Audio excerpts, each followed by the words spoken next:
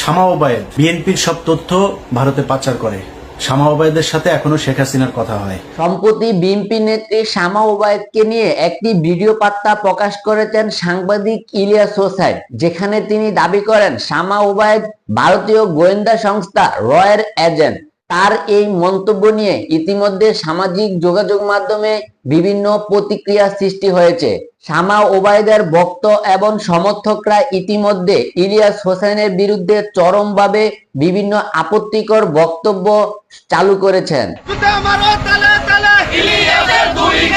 তারা সাংবাদিক ইলিয়াসের বিরুদ্ধে ইতিমধ্যে সামাজিক যোগাযোগ মাধ্যমে আপত্তিকর এবং অশোভন ভাষায় তারা ভাষণ দিচ্ছেন।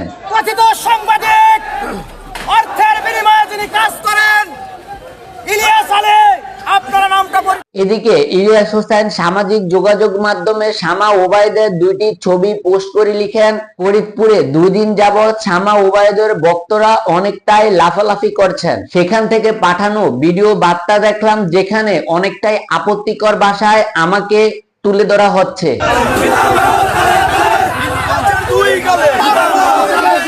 আমি নাকি টাকার বিনিময়ে শামা ওবায়েদকে ভারতীয় গোয়েন্দা সংস্থার রয়ের এজেন্ট বলেছি, অথচ আমি একই বক্তব্য একজন জামায়াতের নেতার বিরুদ্ধে দিয়েছি, শুধুমাত্র সবাইকে সতর্ক হওয়ার জন্য, এর বেশি কিছু নয়। শামা ওবায়েদের সাথে এখনো শেখ হাসিনার কথা হয়।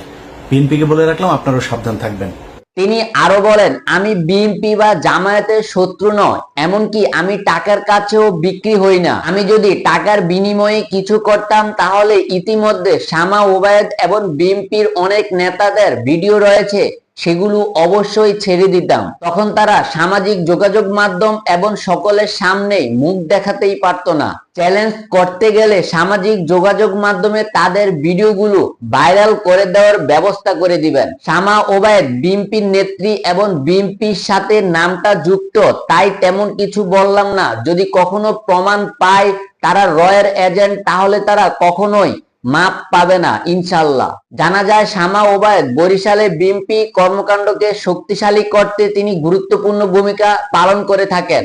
তিনি দলের সাংগঠনিক কার্যক্রমে ভূমিকা রাখার পাশাপাশি দেশ এবং বিদেশেরও বিভিন্ন বিএনপির কর্মকাণ্ড তিনি যুক্ত হয়ে থাকেন। বিএনপির নারী নেতৃত্বের অন্যতম মুখ হচ্ছেন এই শামা ওবায়েদ, যার নামটি জাতীয় এবং আন্তর্জাতিক গণমাধ্যমেও আলোচিত। তিনি আন্তর্জাতিক পরিসরেও বিএনপির প্রতিনিধিত্ব করে থাকেন। তার বুদ্ধিবৃত্ত বক্তব্য এমনকি তার কৌশলী নেতৃত্বের কাছে ইতিমধ্যে সমর্থকদের কাছে তিনি হয়ে উঠেছেন খুবই জনপ্রিয় নেত্রী।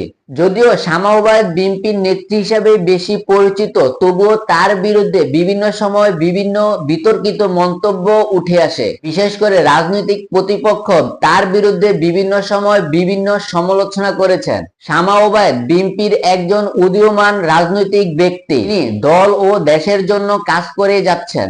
তার নেতৃত্বে বরিশাল এবং দেশের অনেক জায়গায় বিএনপির নেতাকর্মীরা অনেকটাই সক্রিয় হয়ে দল গঠন করার কাজে লেগে গেছে।